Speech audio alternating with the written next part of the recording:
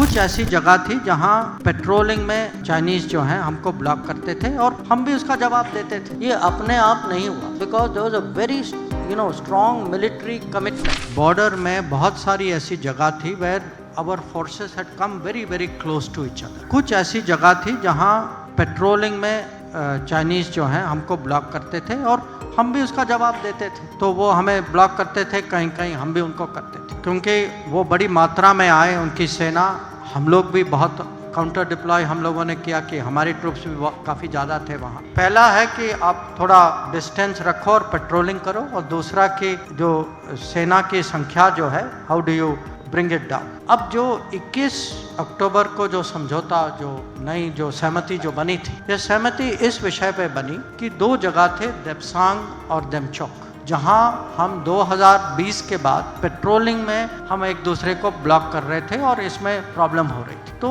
ये सहमति बनी कि अब जो बाधाएं जो हैं पेट्रोलिंग पर, वो निकाले जाएगी and people will, the troops will be able to do the patrolling जो 2020 के पहले जो कर रहे थे। Now this was the I would say the last part of the disengagement, because इसके पहले 3-4 पहले agreements हो चुकी थी by which the troops had gone back to their bases, and where there were situations जहाँ tension बहुत ज़्यादा था, there was an agreement कि भाई ये जगह जो है आप भी पेट्रोल नहीं करोगे, हम भी नहीं करेंगे। The latest step would be this 21 October understanding कि देपसांग और देमचौक में पेट्रोलिंग होगी। ये अपने आप नहीं हुआ, it took a lot of negotiation, but it took a lot of negotiation because there was a very strong military commitment, for our military in this number to stay for in that temperature। आप देखिए, height देखिए, तो वहाँ deploy होना,